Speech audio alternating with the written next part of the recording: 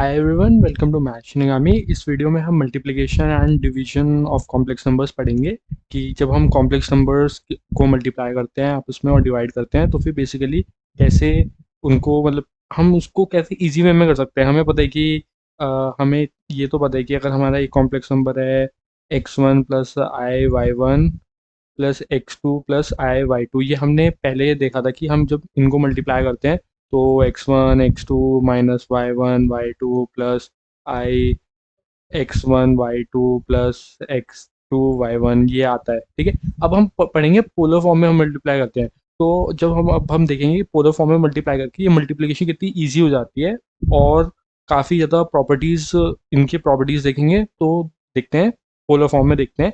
तो Z1 मैंने एक कॉम्प्लेक्स नंबर ले लिया, ये एक Z1 कॉम्प्लेक्स नंबर ले लिया जिसका मॉडुलस Z1 है, Z1 मॉड है और उसका आर्ग्यूमेंट थीटा 1 है। तो उसका पोलर फॉर्म ये होगी, ये हमने देखा है, पोलर फॉर्म हमने पढ़ा था। ठीक है, एक हमने एक Z2 ले लिया, सिमिलर है बस उसका आर्ग्यूमेंट थीटा 2 है और मॉडुलस Z2 का होल मॉडुलस है। ठीक है, अब हम इन दोनों को मल्टीप्लाई करेंगे।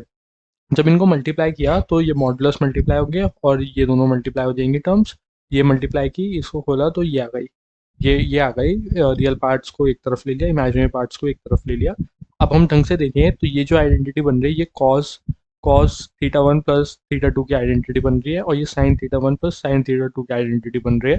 तो हम जब तो फिर इन प्रॉपर्टीज लगा के तो इनका मल्टीप्लिकेशन इसके इक्वल आ गया। तो अब हम क्या देख सकते हैं, ये जो कॉम्प्लेक्स नंबर है, इस कॉम्प्लेक्स नंबर का मॉडुलस क्या है, ये वाला पार्ट। तो मतलब कि इस ये वाले कॉम्प्लेक्स नंबर इसके इक्वल है, इस कॉम्प्लेक्स नंबर का मॉड इसके इक्वल है।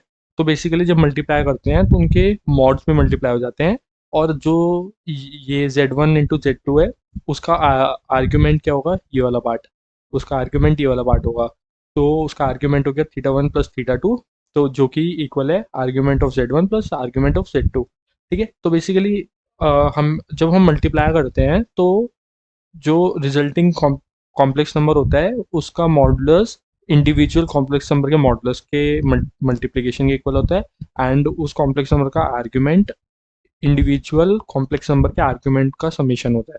तो जैसे कि अगर हम पे कितने भी n कॉम्प्लेक्स नंबर का मल्टीप्लिकेशन, अगर n कॉम्प्लेक्स नंबर है उनको मल्टीप्लाई कर रहे हैं तो उसका मॉडुलस होगा इंडिविजुअल मॉडुलस का मल्टीप्लिकेशन एंड उन सब का जो जो ये पूरा कॉम्प्लेक्स नंबर होगा इसका जो एडिशन होगा। जो ये पूरा कॉम्प्लेक्स नंबर है इनका मल्टीप्लिकेशन, सॉरी ये मल्टीप्लिकेशन है, इसके मल्टीप्लिकेशन, नो, ये मल्टीप्लिकेशन, ये मल्टीप्लाई हो रहा है। तो इसका जो मल्टीप्लिकेशन है, पूरा मल्टीप्लिकेशन का आर्ग्यूमेंट इंडिविजुअल कॉम्प्लेक्स नंबर के आर्ग्यूमेंट्स का समेशन होगा। तो वो पैटर्न दिख गया। अब मल्टीप्लिकेशन कितनी भी ईजी हो जाएगी। अब पोलर फॉर्म में हम कितने भी मल्टीप्लाई कर सकते हैं, बस हम उनके मॉडुलस को मल्टीप्लाई करना है और उनके आर्ग्यूमेंट्स को ऐड करना है और हमारा कॉम्प्लेक्स नंबर आ जाएगा। तो मल्टीप्लिकेशन मल्टीप्लिकेशन समझ आ जाना चाहिए। आई होप कि मल्टीप्लिकेशन समझ आया होगा। अब डिवीजन देखते हैं। डिवीजन भी बेसिकली सेम ही है मल्टीप्लिकेशन जैसे ही। तो जैसे डिवीजन है, अब हमें Z1 और Z2 को डिवाइड करना है। तो ये Z1 और Z2 का डिवीजन कर दिया। अब हमें पता है कि जब भी आई डिनोमिनेटर में आता है, आयोटा डिनोमिनेटर में आता है, तो उसको हम उसका कॉन्जुगेट से मल्टीप्लाई डिवाइड करके हमें बेसिकली आई को न्यूमरेटर में रखना होता है। तो उस इसके कॉन्जुगेट से मल्टीप्लाई डिवाइड किया तो ये आ गया, ये बना। अब उस पर मल्टीप्लिकेशन करी नीचे, तो नीचे हमें पता है एक आइडेंटिटी होती है Z इंटू जेड का conjugate is equals to mod of Z का होल स्क्वायर। तो ये नीचे ये वाला आइडेंटिटी लग जाएगी, ये Z है, ये Z का कॉन्जुगेट है, ये Z है, ये Z का कॉन्जुगेट है। ठीक है, तो नीचे हमारी ये वाली आइडेंटिटी लग गई और ये हमें पता है 1 होता है, sine sine square theta plus cos square theta 1 होता है। ऊपर भी हमने मल्टीप्लाई कर दिया तो ये रियल पार्ट ये बना पूरा और इमेजिनरी पार्ट ये बना। अब रियल पार्ट है, real part cos theta 1 minus theta 2 की आइडेंटिटी बन रही है रियल पार्ट अगर ढंग से देखें, और जो इमेजिनरी पार्ट है वो साइन थीटा 1 माइनस थीटा 2 की आइडेंटिटी बन रही है। तो हमारा ओवरऑल कॉम्प्लेक्स नंबर ये आ गया। तो अब हम इससे क्या देख सकते हैं, जो हमारा ये कॉम्प्लेक्स नंबर था Z1/Z2, उसका अगर हम मॉडुलस देखेंगे तो mod of Z1 upon mod of Z2। ठीक है, तो मतलब बेसिकली अगर कोई भी कॉम्प्लेक्स नंबर ऐसा दिया हुआ है Z1/Z2 अपॉन Z3/Z4, तो हमें पता है इसका मॉडुलस जो होगा वो होगा mod of Z1 into mod of Z2 upon mod of Z3 upon into mod of Z4। Basically individual उसको उसी पैटर्न में रख देंगे, डिवीजन वाला डिवाइड हो जाएगा, मल्टीप्लिकेशन वाला मल्टीप्लाई हो जाएगा। और अगर हम इसी कॉम्प्लेक्स नंबर का Z1/Z2 का आर्ग्यूमेंट निकालें तो वो आ जाएगा हमारा θ1 माइनस θ2 ये पार्ट। और θ1 minus θ2 is basically argument of Z1 minus argument of Z2। तो डिवीजन में आर्ग्यूमेंट्स माइनस होते हैं और मल्टीप्लिकेशन में आर्ग्यूमेंट्स प्लस होते हैं इंडिविजुअल कॉम्प्लेक्स नंबर के। ठीक है, अब अगर हम, ये तो हमने पोलर फॉर्म में देखा, अगर हम यूलर फॉर्म से देखें मल्टीप्लिकेशन डिवीजन तो बहुत सिंपल हो जाता है। यूलर फॉर्म से देखते हैं तो हमने Z1 का हमने पहले पोलर फॉर्म लिखी थी, अब हम यूलर फॉर्म लिखेंगे।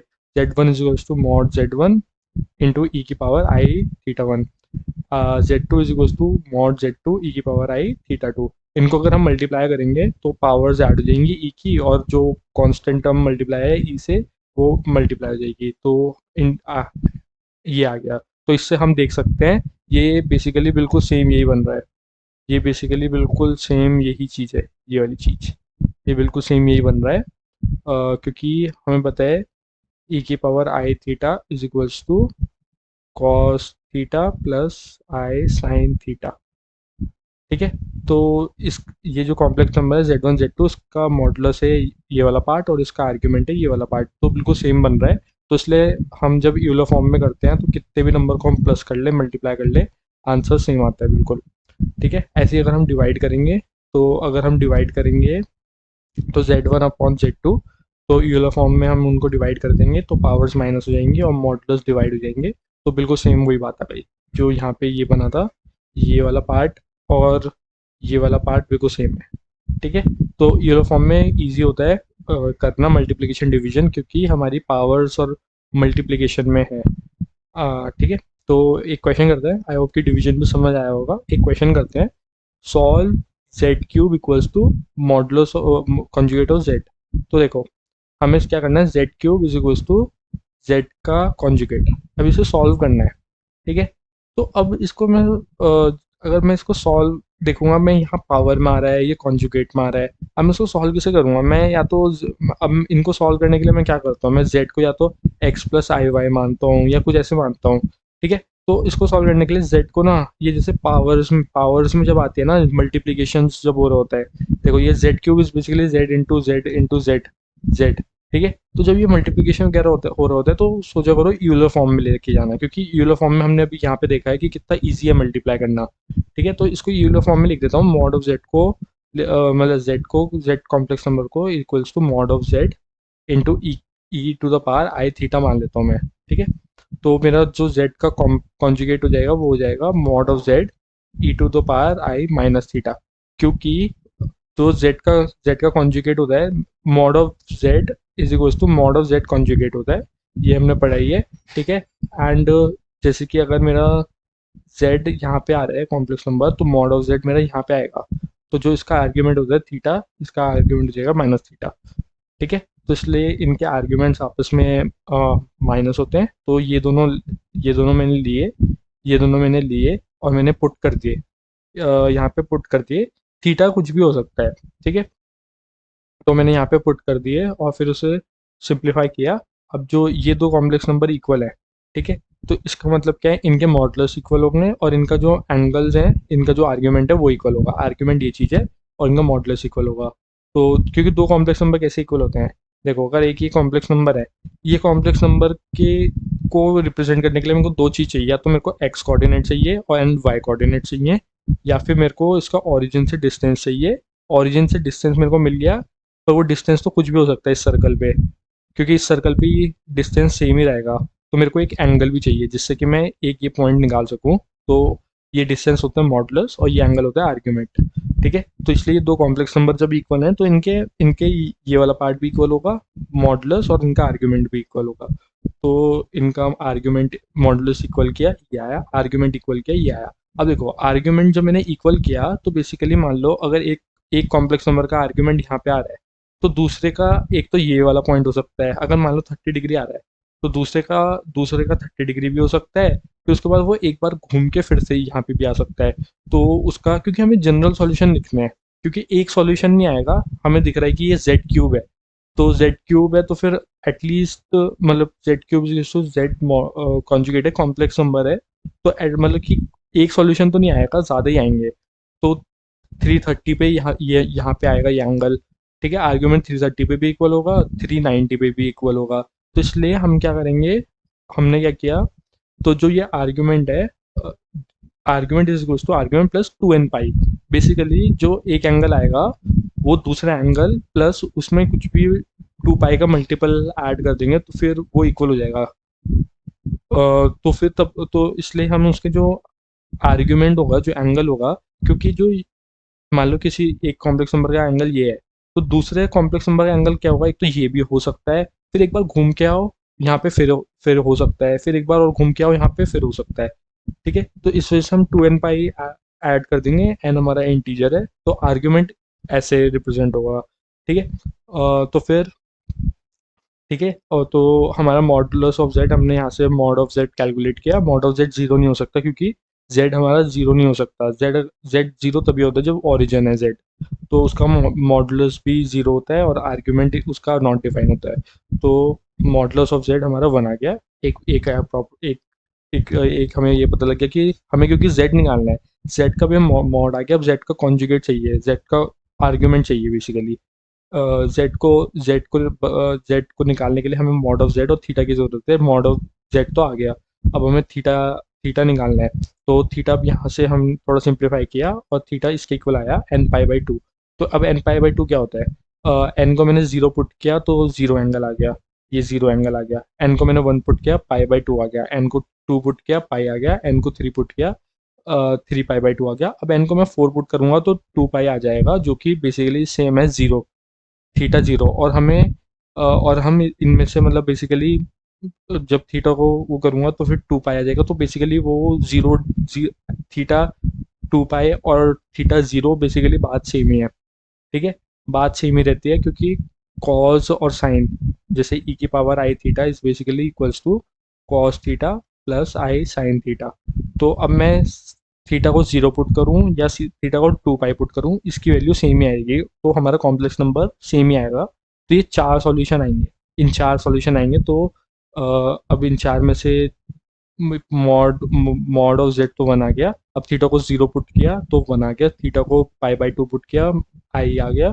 थीटा को -1 पुट किया, थीटा को पाई पुट किया, -1 आ गया। थीटा को 3 पाई/2 पुट किया, माइनस आई आ गया। तो ये चार सॉल्यूशन आ गए। ठीक है, अगर ये वाला थोड़ा मेथड मुश्किल लग रहा है कि हमने ये 2n पाई क्यों लिया, तो कैसे किया, तो एक एक और मेथड है, उसको देख लो।